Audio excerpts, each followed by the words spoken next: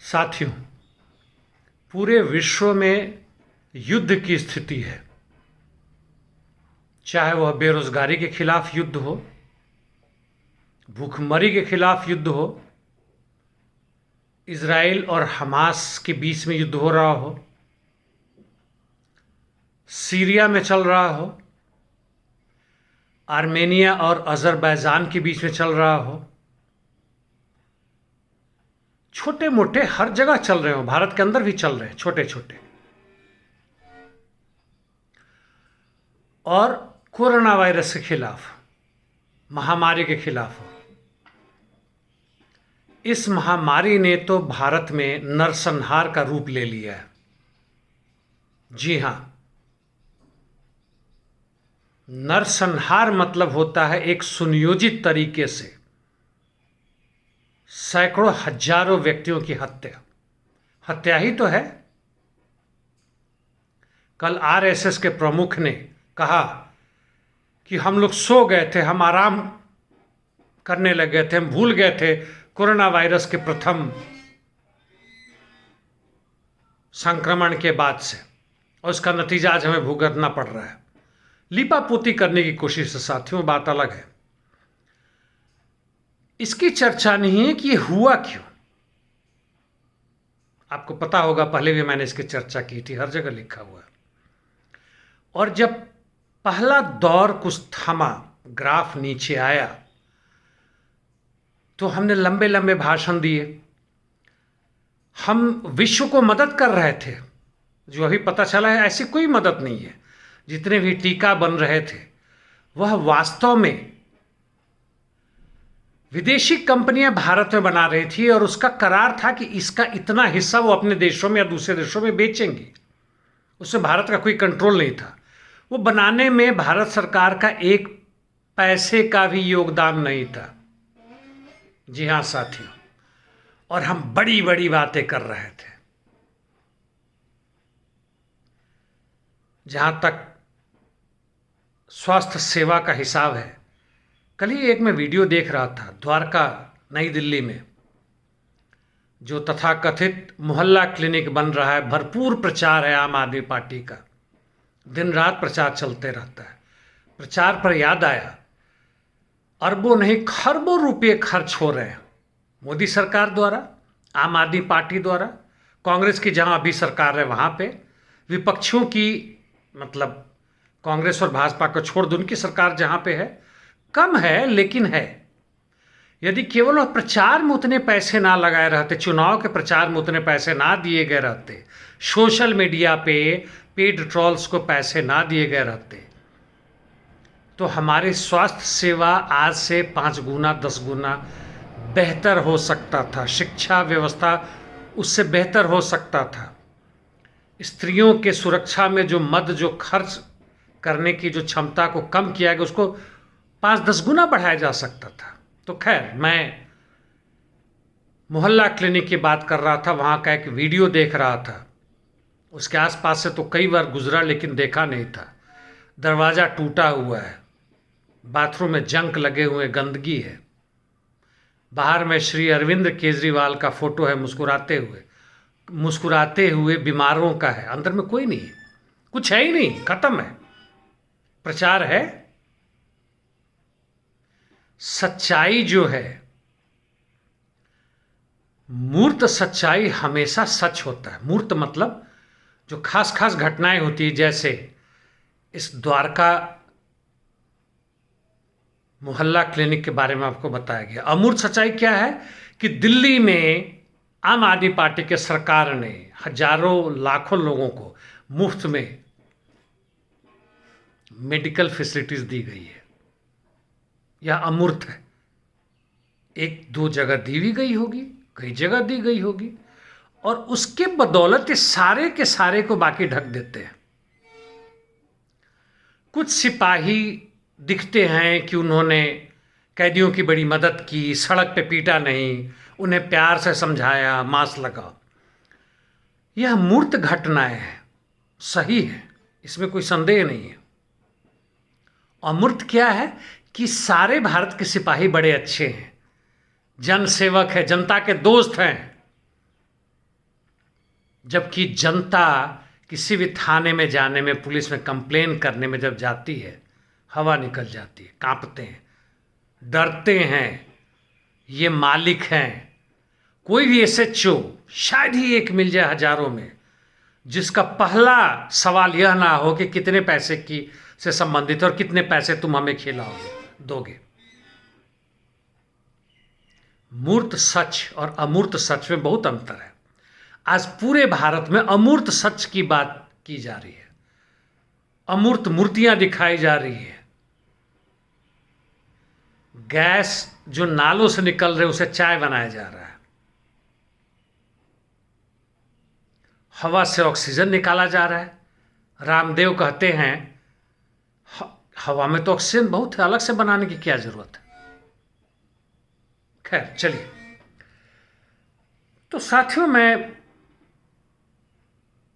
इसकी बात कर रहा था, छोड़िए ऑक्सीजन कभी भी कमी है, मर रहे हैं लोग, 5 ट्रिलियन इकोनॉमी कहाँ गया, छोड़ दीजिए। आजकल वह भी नहीं दिख रहा है जो कुछ समय पहले आपको दिखता था कि किसको दोष दें, नेहरू पे, नेहरू परिवार पे, तथाकथित समाजवाद पे जो नेहरू ने लाया था, या उसके पहले टीपू सुल्तान पे। अंग्रेजों को ये गाली नहीं देते, जो भी कारण है, छोड़िए। चलिए दूसरी खबर की तरफ चलते हैं। चीन ने परसों अपने स्पेस क्राफ्ट को, जिसका नाम उन्होंने जूरांग रखा हुआ, जूरांग रोवर, निहाओ मिशन है उनका, मार्स पे उतारा। कहां से कहां पहुंच गया। नए नए टापू बना दिए उसने, खड़ा कर दिए साउथ चीन में, साउथ चाइनीज ओशन में। रातों रात उसने सैकड़ों नहीं हजारों लोगों के लायक उसने अस्पताल खड़ा कर दिए, जबकि चीन में समाजवाद नहीं है। ये बहस का मुद्दा हो सकता है, लेकिन चीन में एक ऐसा पूंजीवाद है जिसके ऊपर CPC, communist party of China, का दावा है कि हम उसको कंट्रोल में रखते हैं। लेकिन क्यों इन पूंजीपतियों को बचा कर रखा, उनका कहना है कि उसके द्वारा हम धन पैदा करते हैं। कितना भद्दा मजाक है, छोड़िए, इस पे मैं बातें नहीं करूंगा।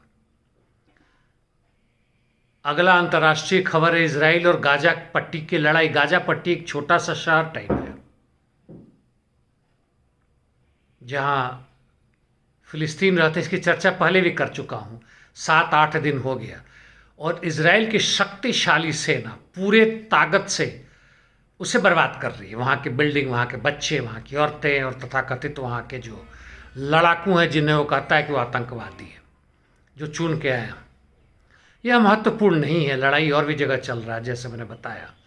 महत्वपूर्ण ये है, America, England, European union, NATO Israel को मदद कर रहे हैं, ऊपर से भले ही कुछ बोल रहे हो।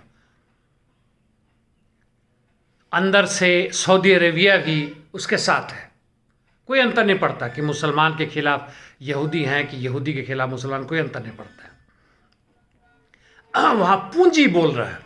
अमेरिका में सत्ता परिवर्तन हुआ, ट्रंप गया, बाइडेन आया, रिपब्लिकन पार्टी की सत्ता गई, डेमोक्रेट्स की आई। उनकी अंतर्राष्ट्रीय जो नीति है साम्राज्यवाद की, जो पूंजी की जरूरत को पूरा करता है, फिनांस कैपिटल की जरूरत को पूरा करता है, जो अस्त्र शस्त्र बेचने से भी आता है और दूसरे देशों के तेल को लूटने से भी आता है, और भी चीजें लूटता है। कोई अंतर नहीं पड़ा। वहां के लोग खुश हो रहे थे, बाजा बजा रहे थे, बाइडेन आया, बाइडेन आया। हाँ, अंदरूनी इस हालात में थोड़ा सा बेहतरीन स्थिति जरूर आया। हालांकि अभी भी वहां अल्पसंख्यकों के खिलाफ जो प्रताड़ना था वह जारी है। थोड़ा कम है लेकिन जारी है। तो जहां इतने बड़े बड़े चीजें हो रही हैं, चीन की खबर है, अमेरिका है, इजराइल है, बाकी विश्व में हो रही हैं, हमारे यहाँ भी खबर है। हमारे यहाँ सैकड़ों नहीं हजारों लाश जो है गंगा नदी में बहा दिए गए हैं, रेत में दफना दिए गए हैं। क्या बात है। चलिए, खत्म करने के पहले मैं आपको कुछ मांग जो है यहाँ के तथाकथित जो ताकतें हैं, जो क्रांतिकारी दल हैं, प्रोग्रेसिव फोर्सेस हैं, मांग करती हैं सरकार से, उनके बारे में बताऊंगा। लेकिन उसके पहले ये बताऊं कि एक तौकते नामक तूफान आ रहा है पश्चिमी भारत में। देखते हैं चक्रवाती तूफान है, उसका क्या असर होता है। और ब्लैक फंगस है, आपने पढ़ा होगा, सावधान रहें। यहां पे बाय द वे एक खबर और है, एम्बुलेंस पे। ये तो न्यूज़ में आया था कि गुड़गांव से एक पेशेंट को जगह नहीं मिला, उसे बॉम्बे लेके गया और उसके लिए उन्होंने 1 लाख रुपया एम्बुलेंस को दिए।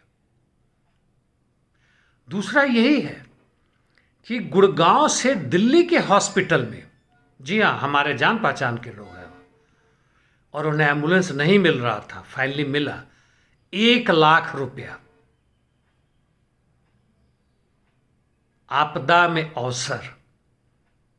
साथियों, आप पूंजीवाद के कितने भी बड़े भक्त हों और कह सकते हैं कि पूंजीवाद थोड़ा सा कष्ट में, इसलिए बेचारा थोड़ा मोड़ा पैसे आपसे ले रहा है, तो क्या दिक्कत जाता है।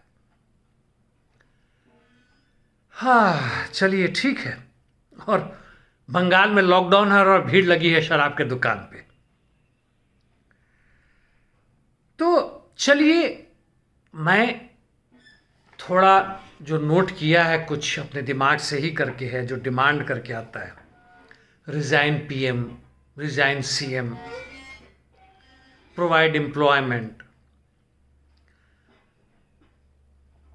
बेरोजगारी भत्ता, रोजगार नहीं देते हो तो बेरोजगारी भत्ता दो, मुफ्त इलाज दो, मुफ्त शिक्षा दो, 3 फार्म बिल्स को खत्म करो, जो श्रम कानून ध्वस्त किए उन्हें वापस लाओ, जो पर्यावरण कानून को खत्म किया उसे वापस बहाल करो, सबको वैक्सीनेशन दो, बलात्कारियों को फांसी की सजा दो,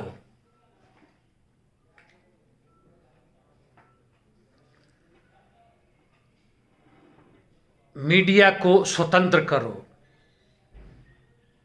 जुडिशरी को स्वतंत्र करो, पुलिस सीबीआई को स्वतंत्र करो, प्राइवेटाइजेशन बंद करो, काला धन वापस लाओ। मांग थोड़ा घट गया काला धन वापस लाने का। पाकिस्तान को नेस्तानाबूद कर दो, चीनी सामान का बहिष्कार करो, बीबीसी का बहिष्कार करो, एनडीटीवी का बहिष्कार करो। साथियों, अनंत है, किससे मांग कर रहे हैं? जरा सोचिएगा। एक मांग दिवस भी मन रहा है, मांगों की मांग, हमारे सब मांगों को पूरा करो। या ये क्यों नहीं कहते कि हमसे, हमारे श्रम पे मुनाफा कमाना बंद करो? नहीं, आप इसे भड़क जाएंगे। कल एक देखा था मेरे ही वीडियो पे, एक साथी ने कमेंट किया था कि आप जो बोलते हैं भक्तों पर कोई असर नहीं पड़ेगा। मैं भक्तों के लिए नहीं बोल रहा हूं साथियों, मैं आपके लिए बोल रहा हूं, जो 60 से 65% हैं, लेकिन फिर भी बदलाव के लिए सुधारवादी रास्ते ही अख्तियार करते हैं। बदलाव की एक खास सीमा के बाद से एनआरवी, नॉन रिटर्न वाल्व चाहिए, ताकि वहां से वापस ना आ जाए। सोचिएगा। मैं इस पे समाप्त कर रहा हूं साथियों कि जो फॉरवर्ड मूवमेंट मैं जिसकी बात कर रहा था, कि बदलाव एक ऐसे मुहिम पर पहुंच गया है जहां से वो वापस चल रहा है, फॉरवर्ड मूवमेंट नहीं हो रहा है। हम आगे नहीं, हम पीछे की तरफ बढ़ रहे हैं। आगे कैसे बढ़ते हैं? हर समाज में, हर परिस्थिति में, हर देश में पुराने और नए के बीच में एक द्वंद्व होता है, लड़ाई चलती रहती है। और हम जानते हैं कि जो नया है वह जीतता है। ओल्ड इज डाइंग, पुराना मर रहा है, something new is being born, नया पैदा हो रहा है, नई जनरेशन इसी के तहत आती है। कुछ अनकॉन्शियसली होती है, उसकी हम चर्चा नहीं कर रहे हैं। नए स्टार बन रहे हैं, नए ब्लैक होल्स बन रहे हैं, उस पर हमारा कोई अधिकार नहीं है, हम केवल जानकारी लेते हैं, सीखते हैं। लेकिन हमारे समाज का जो अगला कदम जो है, अगला पड़ाव जो है, जब से मानव समाज अस्तित्व में आया, जहां से हमारा इतिहास कुछ धुंधला होने के बावजूद कुछ मालूम है, लेकिन यह एक सीधी रेखा में या सीधी वक्र रेखा में यह बदलाव नहीं होता है कि हम हमेशा आगे बढ़ते हैं। यह आगे पीछे बाएं दाएं ऊपर नीचे होता रहता है। और हम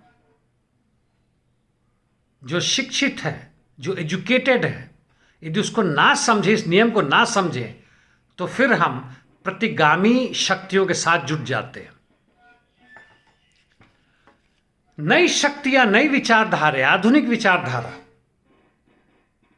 वैज्ञानिक विचारधारा भले ही कितना कमजोर हो आज, लेकिन अंततः उसे ही जीतना है और हम उसके साथ हों। यही द्वंद्वात्मक नियम है, यही हल्के फुल्के में चारवाक ने सिखाया था, हेगल ने बताया, और जिसको एक वैज्ञानिक रूप मार्क्स ने दिया। द्वंद्ववाद, भौतिकवादी द्वंद्ववाद। चलिए साथियों, सोचिएगा। आज के लिए काफी। इनकलाब।